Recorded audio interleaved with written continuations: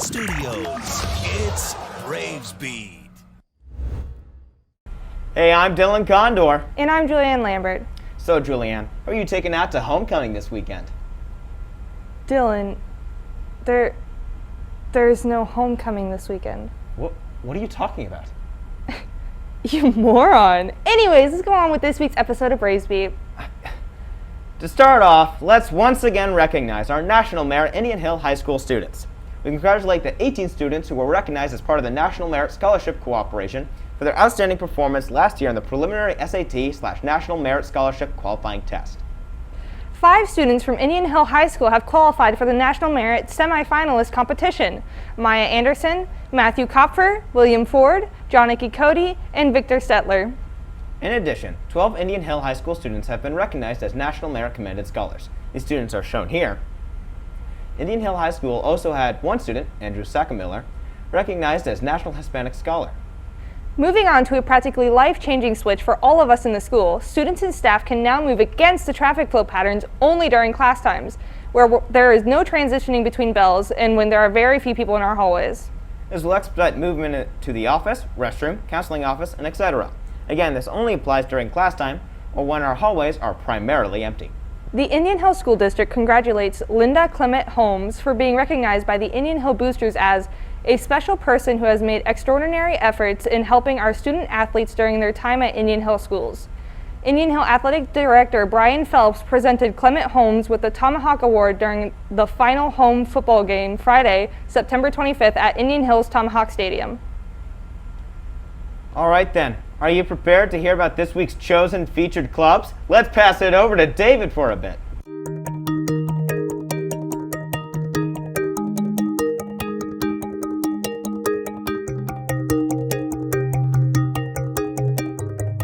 Are you looking for an easy way to have access to service opportunities and connect with students dedicated to making a difference in the community? Join the Red Cross Club, the largest service-based club here at the high school. This year, you can look forward to a range of activities, from seizure and CPR training, fundraising, community service opportunities, guest speakers, and regular meetings. Join now to gain access to fun and easy service hours, connect with other students in the school, and make a difference in the world. Have questions? Contact ihredcross@gmail.com or reach out to Sarah Grace Brown, Sanibel Betts, Sophia Liu, or Izzy Lanjakola.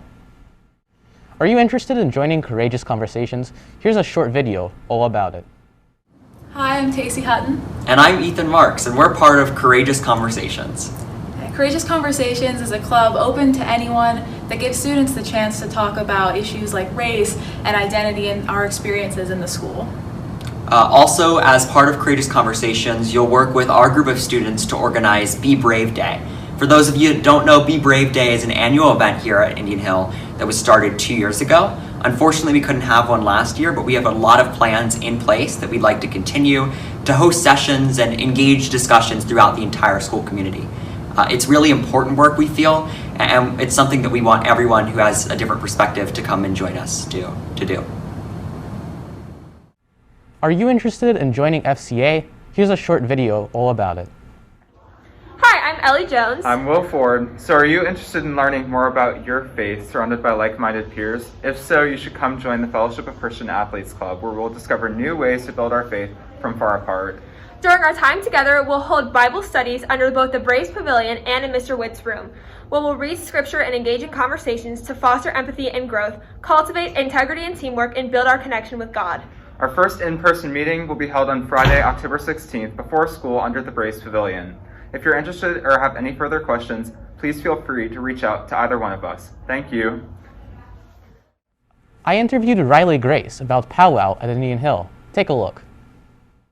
Hey Braves, I'm David Holdanko, and I'm here with Riley Grace, who's a member of Pow Wow and has been involved in multiple productions in the past. Thanks for joining us, Riley. Thanks for having me. So, what have you enjoyed most about Pow Wow so far? I've really enjoyed the friendships I've made throughout all the productions. I really think being able to be with a close group of people for so long and putting so much hard work into every production really is a bonding experience. That's fascinating. What has been your most memorable experience so far? I honestly think the most memorable experiences I've had have been honestly off stage mostly.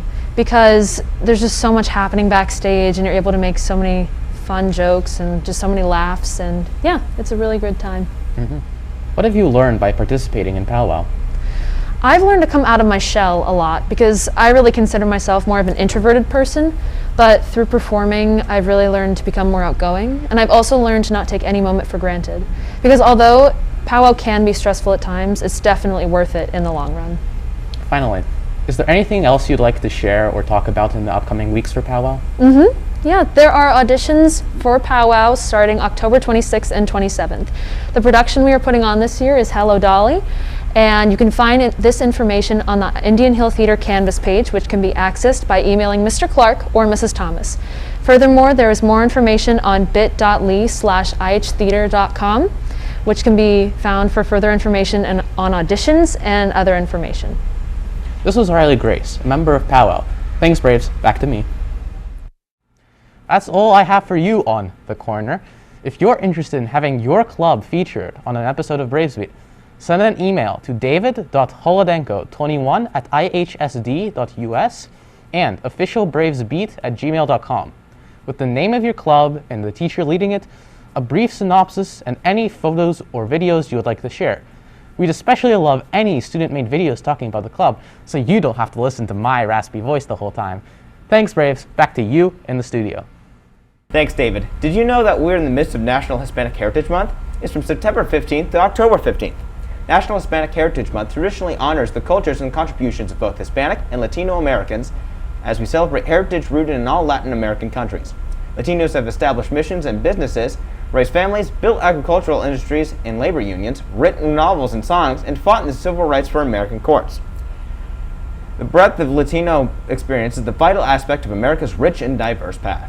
Not only that, but it's also ADHD Awareness Month. Did you know that about 6.1 million children in the United States, or 9.4%, between the ages of 2 to 17 are estimated to have been diagnosed with ADHD? It's a very common disorder, especially in students, so make sure you're educated and spread awareness.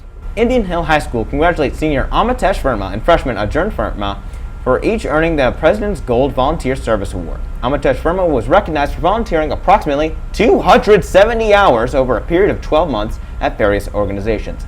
Ajern Verma, however, dedicated a summer to volunteering with the Groundwork Ohio River Valley.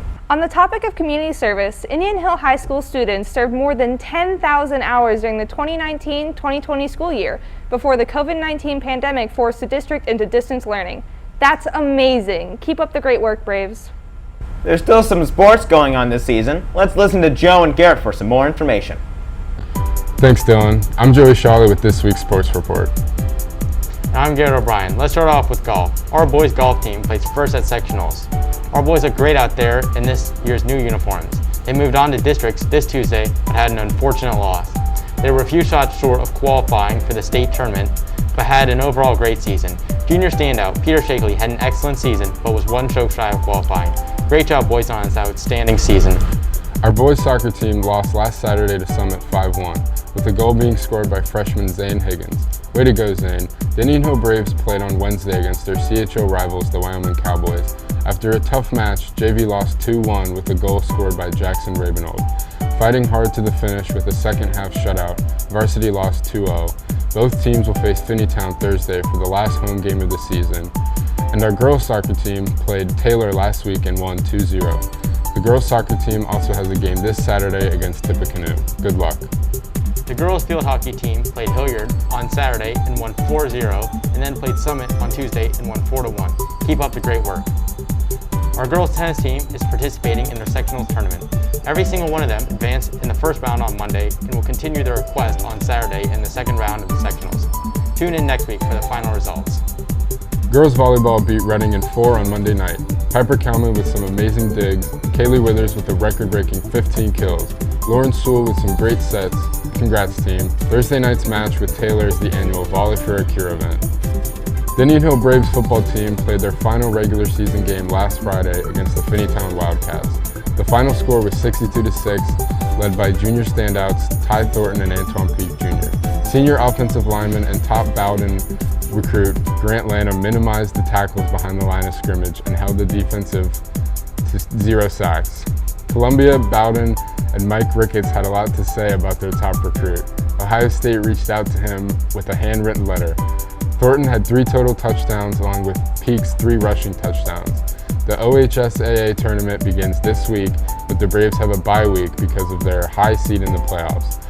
They play on Saturday, October 17th at home in the second round of the OHSAA tournament. Be sure to tune in to IHTN1 to watch the game. Well, that's all of the sports news we have for this week. Back to you at the news desk. That's awesome. Thanks, Joe and Garrett. It's so fantastic to see how our Braves are succeeding in their athletic adventures.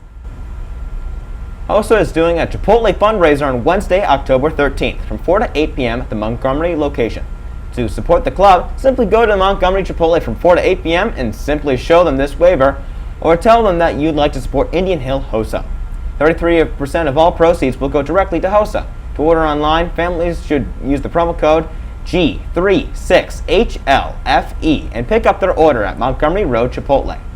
David and Graham have some news for us about Hurricane Delta. Let's check it out.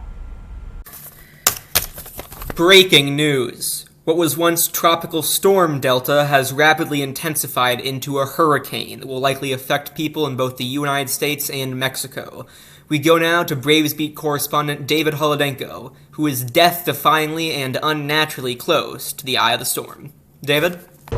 Thanks, Graham. I'm currently alive just a few miles outside of Hurricane Delta, where as of 8 a.m. Eastern Standard Time on October 7th, is just 35 miles west of Cancun, Mexico. The maximum sustained winds from Hurricane Delta are about 105 miles per hour, with gusts up to 140 miles per hour.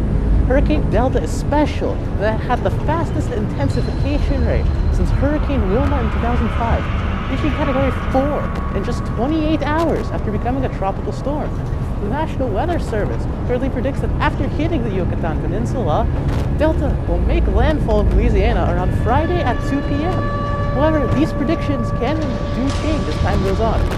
I'm gonna get out of here before it gets too spicy. Back to you, Graham. All right, thank you, David. And there we have it. Stay safe out there, folks. Thanks, David and Graham. It's TikTok time, everybody. Let's see the TikTok highlight of the week. FBI, open up!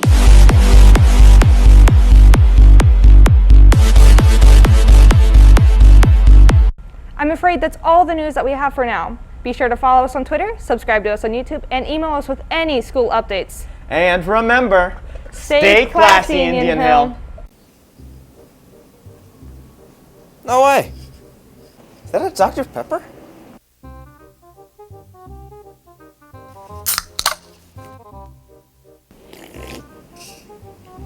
Sweet. No way. Is that a Dr. Pepper? Oh, sweet, I love these things. ¿Qué haces? Es mío. ¿A dónde vas? I don't speak Spanish. No way. It's Dr. Pepper.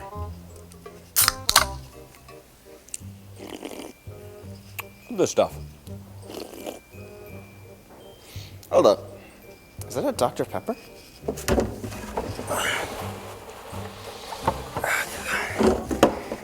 Nice.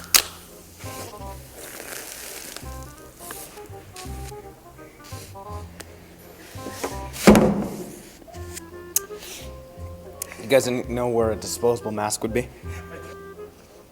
Ooh. I can smell a Dr. Pepper. Yeah, right here. There we go. Oh, that's good. And now we'll be sending it over to our sports anchors. All right, I have a package for one Dylan Condor. Ooh, is that Dr. Pepper? Yes, it is. Nice!